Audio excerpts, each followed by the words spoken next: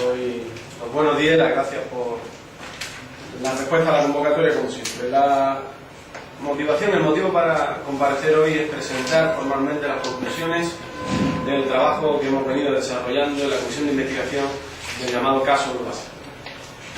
El viernes de esta semana pasada fue el último día donde recibimos la última respuesta por escrito de las interrogantes que planteamos a los distintos participantes de la comisión. Por lo tanto, hasta esa fecha no habíamos tenido acceso a toda la información que se ha ido generando en esta comisión y por lo tanto en esta semana hemos estado trabajando las conclusiones. Lo primero que tengo que decir es que el PSOE de Ceuta se ha comportado y se ha conducido en todo momento con un alto grado de responsabilidad. Hemos requerido del Gobierno la información pertinente, hemos solicitado una junta de portavoces y también hemos hecho nuestra denuncia pública de los hechos, incluso trasladando los acontecimientos a Fiscalía. Por lo tanto, hemos ido dando respuesta a la exigencia que los ciudadanos pusieron en el PSOE para nuestra labor de oposición, para nuestra labor de fiscalización de la acción del Gobierno. Por lo tanto, insisto, este es el fruto de la responsabilidad y de la obligación que como partido tenemos en la oposición. A lo largo de las deliberaciones, la actuación del PSOE ha sido, y ustedes lo han podido comprobar, de respeto máximo a las normas que se consensuaron para la comisión de investigación y también de imparcialidad. No nos hemos pronunciado públicamente hasta que el trabajo de la comisión se ha concluido y es ahora el momento de presentar las conclusiones. Un trabajo arduo, un trabajo intenso. Hemos presentado un total de 187 preguntas a 25 personas que requerimos su participación en la comisión. Bien, pues después de analizada toda esta información, presentamos las siguientes conclusiones. En primer lugar, el contrato con la empresa Urbaser es un contrato polémico desde su origen. Su renovación está viciada de origen, como se desprende de la información disponible de las distintas manifestaciones realizadas por los participantes en el seno de la comisión, los participantes técnicos y políticos en la comisión.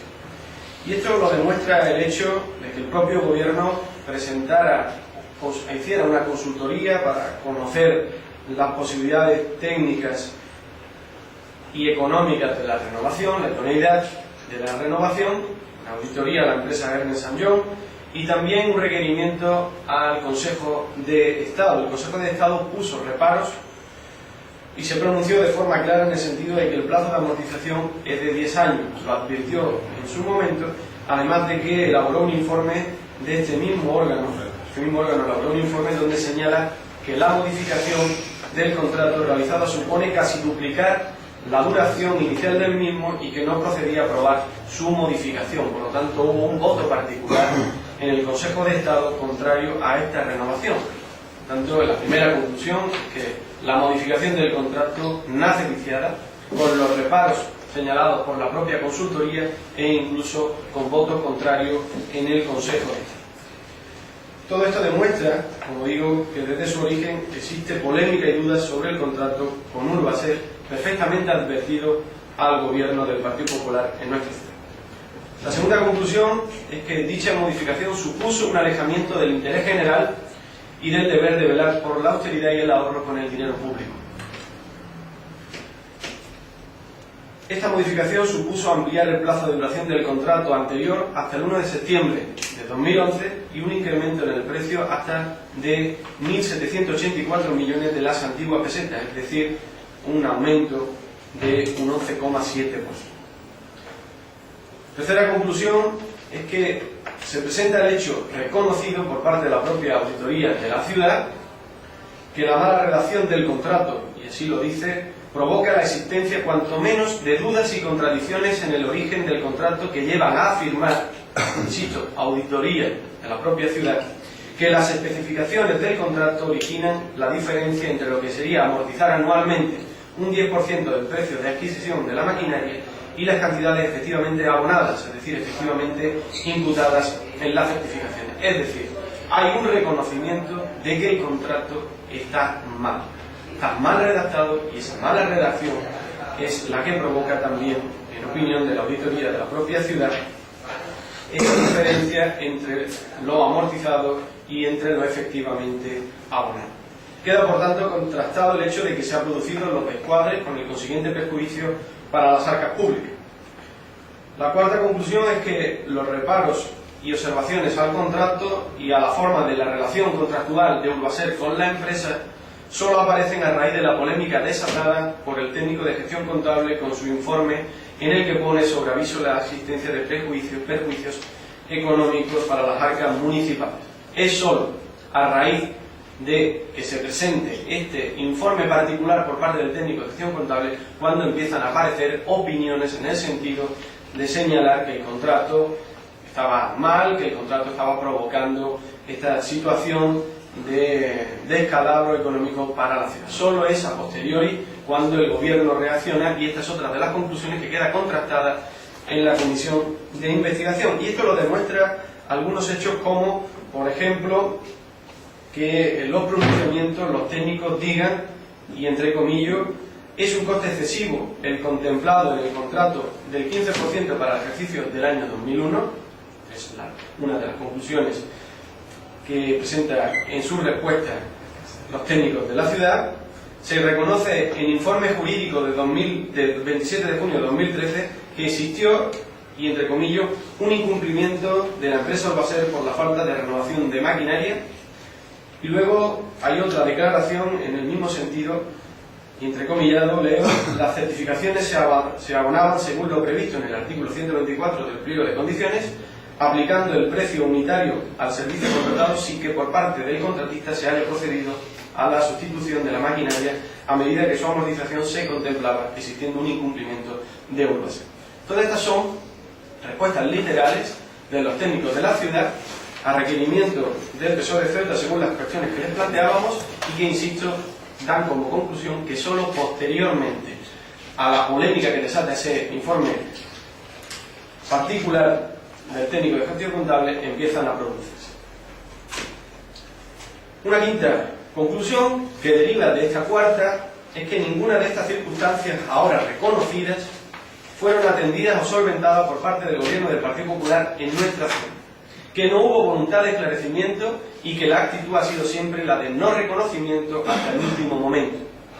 Se concluye que, por tanto, hasta la fecha de 20 de marzo de 2013, momento en el que aparece el primer informe particular del técnico de gestión contable, no se detectan por parte del gobierno actuaciones o dudas sobre el componente del precio unitario, sobre el concepto de amortizaciones o adecuación de los pagos y certificación.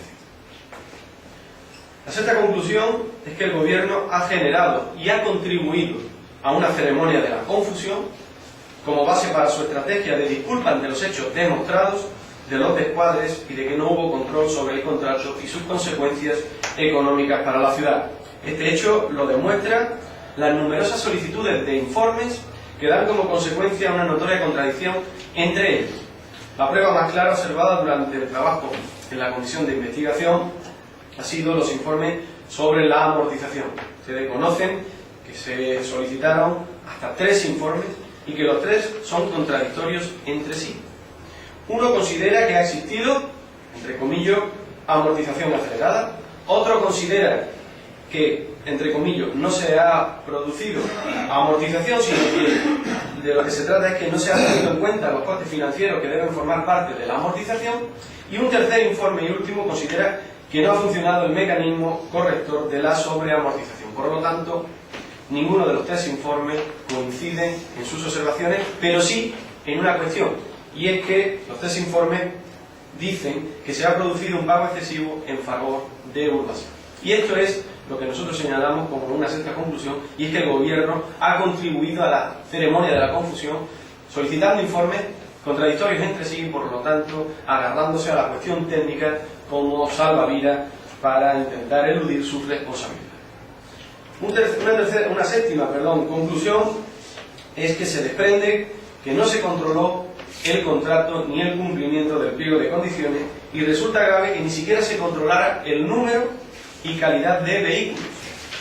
El gobierno, a través de servicios tributarios, tenía la información de los vehículos que se importaban en Ceuta. Por lo tanto, esta cuestión también es una cuestión que se concluye en la comisión de investigación como uno más de los incumplimientos en cuanto al control por parte de la ciudad.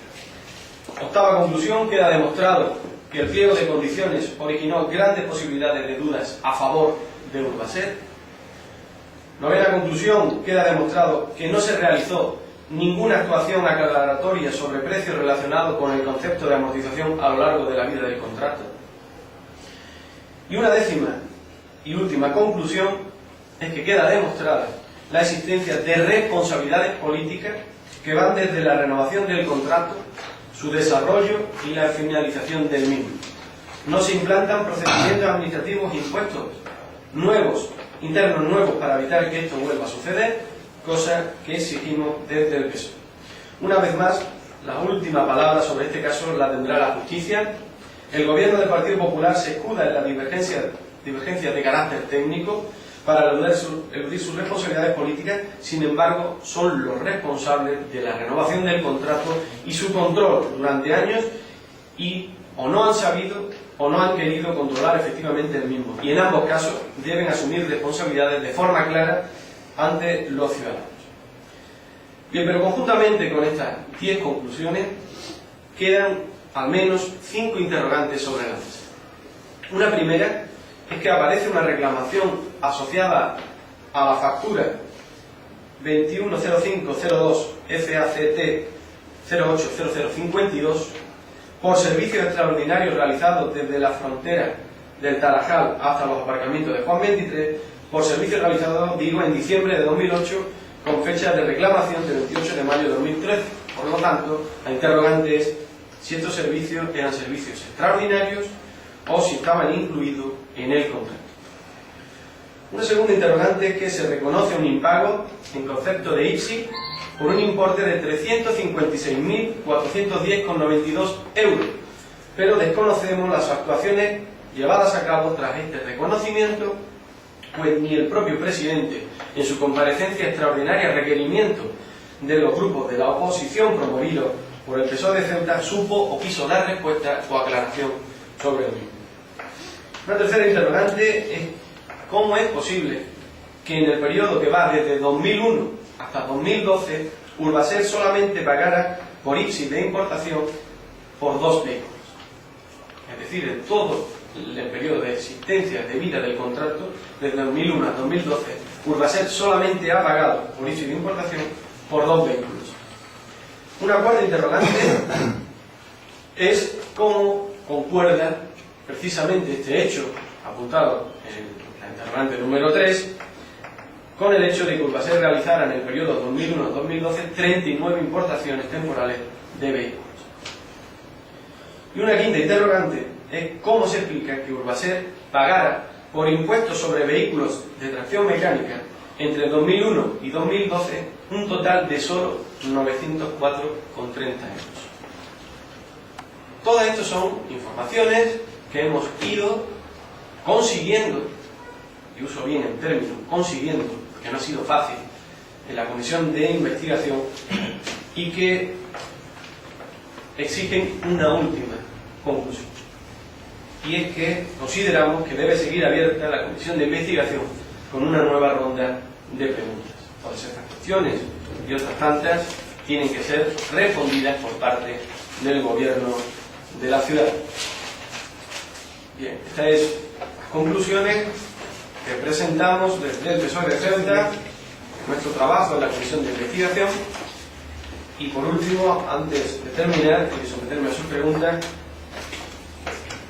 una cuestión distinta, y es que conocido el hecho de la reclamación, la reunión para acordar una postura conjunta por parte de los hosteleros que tienen las terrazas y los problemas que está conllevando la nueva ordenanza, el PSOE de Ceuta tiene la intención de poner a disposición sus herramientas parlamentarias para los planteamientos y las sugerencias de modificación de la ordenanza que los hosteleros de nuestra ciudad quieran hacer al gobierno. Nosotros coincidimos que una ciudad que pretende y busca ser una ciudad de atractivo y de atracción turística, tiene que saber conjugar el interés general de los ciudadanos, el interés general al descanso, en este caso con la polémica que hay sobre el ruido, pero tiene que ser capaz de posibilitar la acción empresarial, la acción hostelera en nuestra ciudad a través de la terraza, que es un atractivo fundamental en una ciudad como la nuestra, con una climatología que favorece este tipo de comercio. Por lo tanto, estamos y coincidimos con la visión que tienen los hosteleros de que, una vez analizadas las consecuencias de esta ordenanza, debe darse una segunda vuelta, debe darse una segunda reflexión para ir acomodando los intereses de todas las partes, y por lo tanto mantendremos una reunión en fechas próximas, toda vez que ellos ya concluyan su posición, para intentar acomodar la postura del PSOE de Ceuta con la de los hosteleros y plantear a través de nuestro grupo parlamentario, si así lo estiman o lo necesitan, por eso lo del ofrecimiento al gobierno a través del Pleno de la Asamblea y el Grupo Parlamentario Social. Pero ¿cómo se conjugaría eso? Porque llevamos muchos años y no se ha conseguido encontrar algo intermedio, ¿no?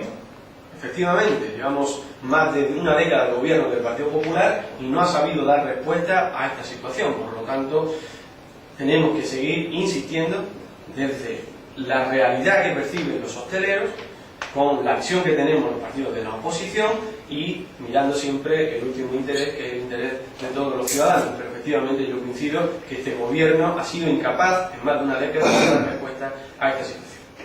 ¿No hay ninguna idea ya previa sobre la mesa o en mente por parte del PSOE para conjugarlo? No, creo que lo más conveniente es esperarse, como he dicho, a mantener esa reunión con los hosteleros, con los empresarios, para conocer cuál es su posición e intentar acomodar las dos visiones para hacer el planteamiento al gobierno. Si en este caso estamos hablando de consensuar una postura y el PSOE lo que hace es adelantar y poner por delante la suya propia, no estaremos haciendo lo que en nuestra opinión hay que hacer, que es escuchar a los empresarios e intentar dar respuesta a sus inquietudes y a sus demandas, porque después de un periodo de existencia o de vigencia de esta ordenanza ha ido dando como resultado una serie de problemas, y además ha habido una acusación muy grave de la que yo me hago eco, pero no deja de ser una acusación por parte de los propios hosteleros, y es que hay una empresa no radicada en nuestra ciudad que tenía conocimiento de las sanciones que se iba poniendo o que se han puesto a las empresas, a los comercios que tienen terrazas. Por lo tanto, es una acusación muy grave que denota o que lleva detrás otras cuestiones, ¿no? Por lo tanto, no podemos hacernos darle una credibilidad total, pero desde luego está habiendo mucho más de fondo, está habiendo muchas acusaciones, está habiendo muchas denuncias por ambas partes, y lo que exige la responsabilidad del que gobierna es sentar a las partes e intentar llegar al punto de encuentro. El PSOE de Ceuta, desde su posición, que no es otra que la de la oposición, va a tener como vocación, como voluntad, reunirse con los empresarios, intentar llegar a una postura consensuada con ellos, y siempre incondicional, si ellos así lo estiman, nosotros presentaremos sus propuestas consensuadas con el PSOE al gobierno a través de nuestro grupo parlamentario. Con respecto a las conclusiones de la Comisión de Investigación, ha dicho que para el PSOE está claro que ha habido una responsabilidad política, que el gobierno intenta medir por esas cuestiones técnicas. ¿En esa responsabilidad política el PSOE cree que se debe a simplemente mala gestión del gobierno o que ha habido una intencionalidad directa a través de eso?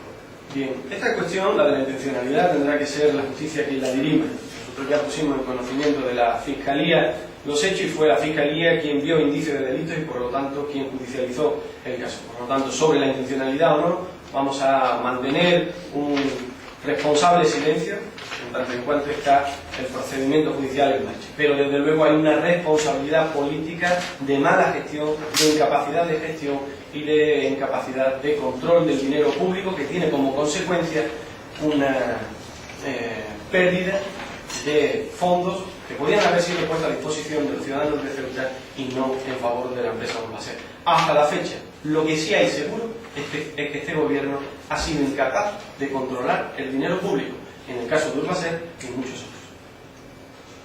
Pero al PSOE le sigue sonando, creo que el caso empezó con el PSOE diciendo que esto sonaba a malversación de fondos. ¿Le sigue sonando a eso o después de la comisión ya? No, nunca dijimos malversación de fondos, nunca le pusimos nombres al delito, pero efectivamente nosotros siempre fuimos señalando la cuestión de que tenía que aclararse si había una intencionalidad o no. Por lo tanto, eso es lo que hicimos y por eso fuimos a la justicia, para que fuera la justicia quien pudiera dirimir, aclarar si hay intencionalidad o no la hay. Nosotros, con los datos que tenemos sobre la mesa, solamente podemos decir lo que dijimos en su momento, y es que tiene que ser dirimida, tiene que ser respondida esta cuestión para que se quede bien clara. Nosotros no tenemos ahora mismo ningún elemento que nos pueda hacer señalar que efectivamente ha habido una intencionalidad. Lo que sí hemos tenido siempre la intención de que esto se aclare y además de conocer todos los hechos. Por eso es que lideráramos la solicitud de la constitución de una comisión de investigación para que se intentaran aclarar las cuestiones. Porque, y lo dije antes, cuando decía hemos conseguido la dificultad de la labor que hemos tenido los partidos de la oposición, y especialmente el PSOE, que se lo ha tomado muy en serio, es que el gobierno no ha tenido voluntad de esclarecer, el gobierno ha tenido voluntad de salvar la cuestión. Ha ido con las preguntas preparadas, con asesoramiento jurídico, han dado respuestas en el tenor de cuáles eran sus responsabilidades a preguntas del Grupo Parlamentario Socialista, y las respuestas eran las que marcaba el reglamento, las que venían recogidas en la ordenanza, las que venían recogidas, y en ese sentido, de esa manera se han ido produciendo las respuestas. Por lo tanto, han sido siempre cuestiones que lo han ido planteando desde el punto de vista de intentar solventar a la papeleta, salir de la cuestión, pero no llegar a un esclarecimiento y al fondo de los hechos. Nosotros hemos ido haciendo esa labor, como decía antes, con esas 187 preguntas a más de 25 concretamente, personas que le hemos interrogado, y hemos ido analizando las respuestas de unos y otros, y las conclusiones son las 10 que hemos presentado, más las interrogantes que se mantienen sobre la mesa. Yo quería preguntarle esta tarde, el área de igualdad del partido ha organizado una rueda de hombres, un poco el espíritu, me imagino que como secretaria en este caso hombre participar activamente. Obviamente la labor que hace la Secretaría de Igualdad en el PSOE es una labor muy importante, por cuanto está contribuyendo a generar esa necesidad en la sociedad de apoyar y defender la causa de la igualdad. Hoy lo que se trata es precisamente de ponerle cara masculina también a la problemática de la violencia de género. La violencia de género no es algo que afecte solo a las mujeres y por lo tanto que tengan que ser las mujeres quienes batallen con ella. Es una cuestión que afecta a toda la sociedad democrática, y que desde luego los hombres estamos igualmente comprometidos y tenemos que alzar la voz contra los machistas, contra los maltratadores, contra quienes no entienden la igualdad en nuestra sociedad.